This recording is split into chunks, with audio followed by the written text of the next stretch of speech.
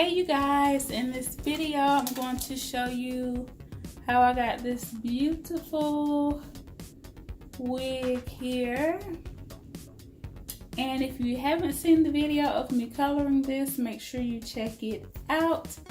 But in this video you're going to see clips of me making it and kind of explaining to you, how I make my frontal units. So if you love it, stay tuned and see what I did. Alright, so this is today's task. I have to finish this, and I think I want to do like a watercolor method with some red, so I am excited about that. I'll kind of come in and out to kind of show you how I am doing this. This is the frontal and 2 bundles that I colored on my curly hair coloring video. So if you haven't seen that, make sure you check it out. In that video I did tell you all that I left it on the frontal. I did the frontal first, so the frontal lifted more than the bundles, but if I dip it in some red, I think I might like the effect. I don't really know. This is just, freestyle, just having fun, no really desired outcome, just playing around just to see what I get. So stay tuned. Alright, so I was going to go into my studio and kind of film this a little bit, but you guys have seen this everywhere, and I do have a video kind of showing the track placement. So basically with the frontal, I'm just going to keep flipping them over and going around, and I'm going to flip it over, go around, and I'm going to flip it over again and go around. Okay, I'm going to keep doing that, and then I'm just going to keep going about right here, or maybe like right here. I will start laying them this way, and I'll come back when I get up to that point to kind of show you how I lay them up here. So this is what I have so far from the first time I was adding the second bundle. I think I started adding it right here. Is that where I started adding it? Right here. Right here I started adding the second bundle. So I've put all of this in so far. I have this much of the second bundle left, and that is going to give me 3 more rows here. And I use my pens to kind of mark the rows, or I'll use my chalk pencil to mark my rows like that. But from this point, I'm just going to be going back and forth across this way, and I kept that U shape and started, slowly closing that U up till we got this little horizontal piece here. After I complete the wig, I'm going to come back and show you what it's looking like, and then I will show you how I pluck the frontal. And our frontals, they have a decent hairline. If you don't want to pluck them, we have some single knots as they get closer to the edge, so that it's kind of like a pre-pluck situation. But I am going to go in and pluck some more, so I'm going to show you all that. Okay, you guys, so the unit is done being sewn. So here on the side, you can kind of see where I kept flipping over the tracks in here. And let me turn this way a little bit. But as you can see, it looks really good.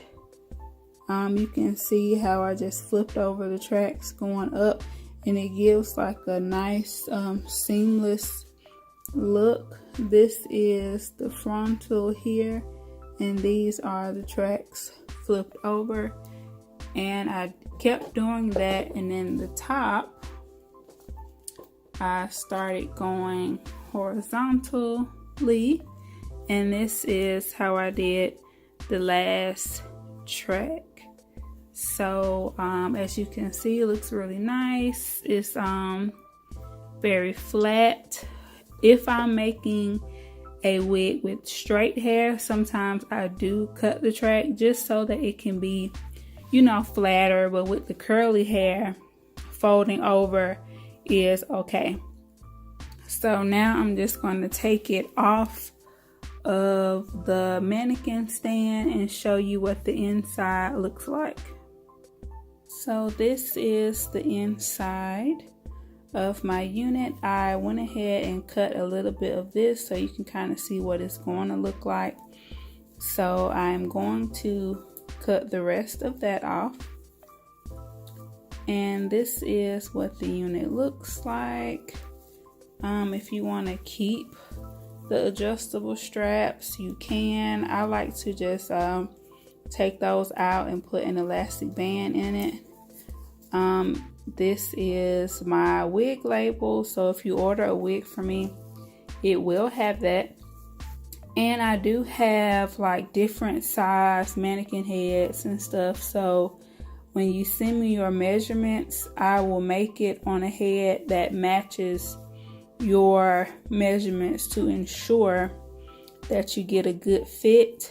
This one I made on a size 23 canvas head, because that is the circumference of my head. So yeah, so this is what it looks like. I like to use netted bases because I feel like it breathes more. I kind of like a firm base. A lot of people like the dome cap, but I feel like when you get that wet, it takes a minute for it to dry. This doesn't really, it can't really hold water. It's, you know, a net. So I just really like this. And I can alter it. I can, for example, I had a client that was a size 21 and she was like a little smaller than that. So I was able to use some bias binding to alter this kind of, you know, netted cap and really customize it. And I feel like with the dome cap, as soon as you cut it or, you know, something like that, it just loses that stretch. And with this netted material, it's just easy to construct and build the kind of cap that you and your client need. So the mesh material is what I am in love with. I do have a video on like different kind of caps, so make sure you all check that video out. But this is what she is looking like so far. So I cannot wait to wash her and pluck her. I think I'm going to wash her with my detangling shampoo because I did color it and I didn't really condition it. I just colored it, washed it, and let it dry. So she is dry and on the floor.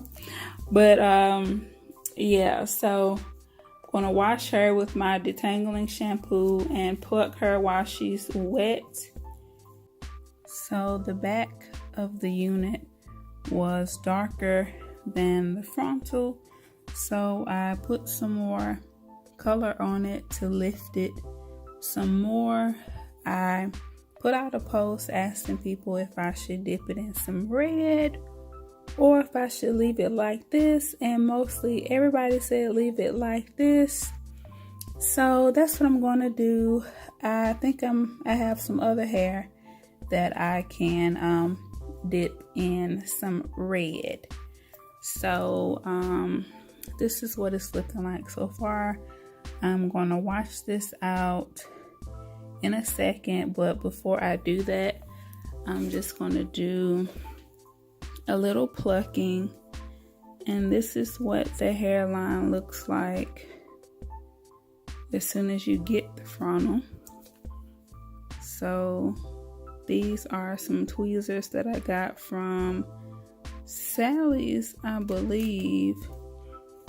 And when you're plucking, you just want to make sure that you're actually taking the little black knots out.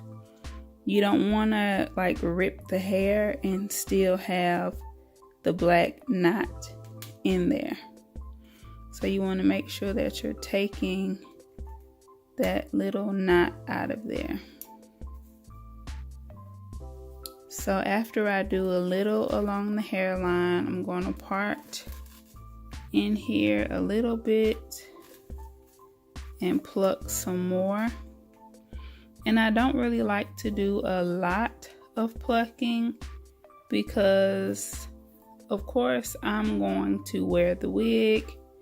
And if someone wants to buy it, then I will do more customization to their liking. I will cut the frontal to match their hairline and all of that. But for the time being, like as soon as I make a wig, I don't cut the frontal. I don't do any of that. I just put an elastic band on it and wear it from time to time. Of course, people have the option to buy one that I have worn or to get one custom made. So that's completely up to the client. Some people want the one that you wore already. Some people don't. So that is preference. But yeah, I'm just gonna take a little bit of these black dots out. I did not bleach the knots, and typically I don't bleach the knots on my curly hair because when you're trying to brush and detangle the hair, I don't want the lace to be fragile and the hair, you know, start shedding. So I don't bleach my knots on my curly hair. But yeah, you can put a little makeup under there and be about your way. So I'm going to pluck this a little bit more and then wash this color out and condition it, and she will be ready to wear. So I hope you guys enjoyed seeing how I got this look. I wanted to dip it in red, but I asked people on Facebook what they think I should do, and everybody loved the color. They said leave it just like this. So that's what I'm going to do. And I'm going to have to find something else to dip in some red for Valentine's Day. So I hope you all enjoyed the video, and I will see you all in the next one.